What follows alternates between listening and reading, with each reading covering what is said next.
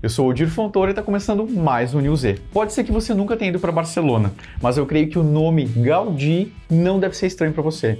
Hoje eu vou te explicar quem foi o arquiteto catalão e a relação das suas obras com a nova novela do SBT.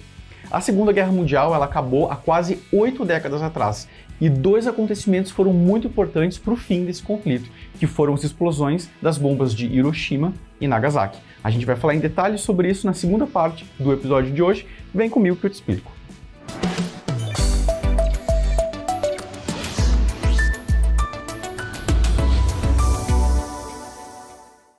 Antoni Gaudí foi um dos maiores arquitetos de todos os tempos e eu posso provar. Você já deve ter percebido, eu sei que o Colégio Rosa dos Ventos tem um formato assim, digamos, um tanto quanto peculiar. Os vitrais coloridos, as formas curvas e a incorporação desses elementos da natureza, isso tudo não é bem uma coincidência. Os cenários da produção eles se inspiram nas obras modernistas do Gaudí, a fim de criar aí um universo mágico. Os trabalhos do arquiteto, eles também embalam aí a cidade de Barcelona, lá na Espanha, e são considerados projetos únicos, autênticos e revolucionários, eles são demais. Quer entender mais sobre quem foi esse gênio criativo? Vem comigo! O Antoni Gaudí, ele nasceu em 25 de junho de 1852, sim, há mais de 170 anos, na Catalunha, na Espanha.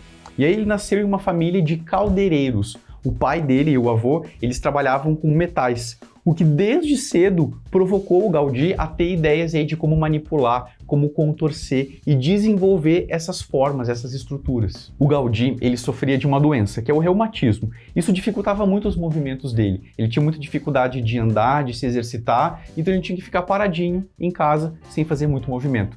Isso permitiu que ele passasse muito tempo estudando e observando a natureza. E aí, à medida em que ele observava essa natureza, observava o desenho das árvores, isso influenciou em muito o estilo arquitetônico e o estilo artístico dele, que ele desenvolveu ao longo de toda a sua vida. Mais tarde, ele foi para a faculdade, ele fez arquitetura. E sabe o que o diretor falou quando ele se formou na Escola de Arquitetura em Barcelona, em 1878? Ele disse assim: "Não sei se concedemos esse diploma a um gênio ou a um louco, só o tempo vai dizer."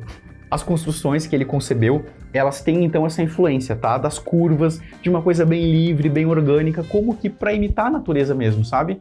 Ele usa materiais como a pedra, como a madeira, tem mosaicos que imitam as escamas dos peixes ou até os troncos das árvores. É realmente incrível, é impressionante. A espiritualidade ou a religiosidade são elementos bem importantes também na obra do Gaudí. Vamos pensar, por exemplo, nos vitrais da Sagrada Família, que fica em Barcelona, na Espanha.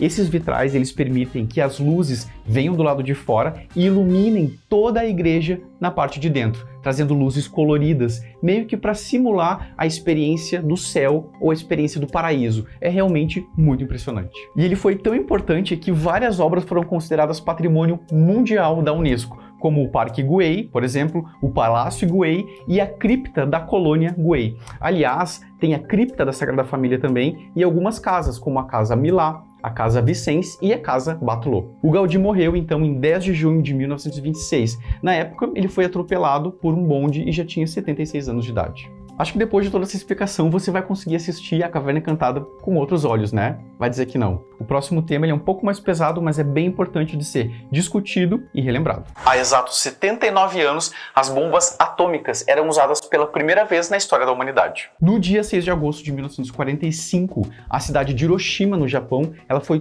totalmente destruída pela chamada Little Boy, que foi uma arma nuclear lançada pelos norte-americanos e que matou, na hora, cerca de 80 mil vidas. Com os efeitos da radiação que ficou lá na região, esse número depois ele aumentou para 90, 100 ou até 140 mil pessoas, segundo alguns cálculos. O país asiático, depois disso, não se rendeu e uma ameaça ainda maior veio 3 dias depois. No dia 9, uma outra bomba lançada pelos norte-americanos, chamada de Fat Man, também caiu sobre o território japonês. E esses acontecimentos, eles marcam, por fim, o término da Segunda Guerra Mundial. E até hoje, esses acontecimentos são lembrados e são relembrados por todos aqueles que lutam e pensam na paz e no fim das armas nucleares. Quer entender melhor sobre esses bombardeios, como que eles aconteceram e o contexto de todo esse conflito?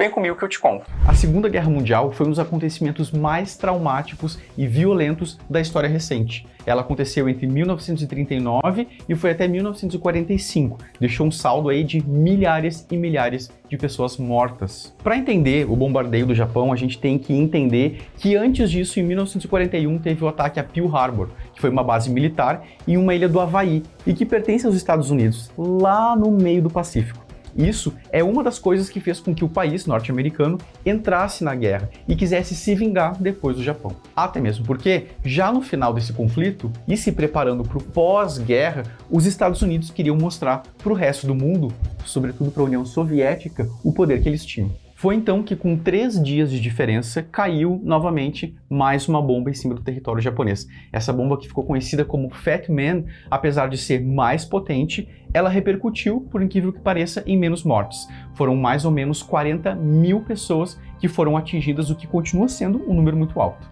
Isso aconteceu, entre outras razões, porque em Hiroshima a bomba ela explodiu no ar e alcançou aí uma distância maior, e a cidade era mais plana e tinha mais gente. Já a de Nagasaki, ela explodiu muito próxima do chão. A região era muito montanhosa e não era tão densamente povoada. De qualquer forma, foi algo muito triste e muito violento e muito doloroso, porque não bastasse a explosão imediata das bombas e que deixou um número de mortos muito significativo, décadas e décadas depois, aquele território, aquela região, continuou sendo afetada com a radiação, que prejudicou aí gerações e gerações de japoneses. No dia 15 de agosto, o imperador japonês Hirohito, ele anunciou na rádio a rendição do país asiático. E em 2 de setembro é assinado então o documento que marca o final da Segunda Guerra Mundial, em 1945. E isso tudo foi tão traumático e tão violento que até hoje esses acontecimentos são usados como ponto de partida para a gente pensar ameaças nucleares, violências e crimes de guerra que sim, até hoje, rondam aí o nosso mundo. E aí, qual é a informação do News Z de hoje mais te surpreendeu? Eu sei que muita coisa a gente falou aqui. Deixa a sua resposta nos comentários e manda esse vídeo para aquele amigo que vai gostar de saber mais sobre esses assuntos. E bom, gente, infelizmente o episódio de hoje já está no fim. Segue todos os canais e as redes sociais da TVzinho e para ficar ligados em tudo que acontece no Brasil e no mundo, sbtnews.com.br. É sempre um prazer, um beijo e até a próxima. Tchau!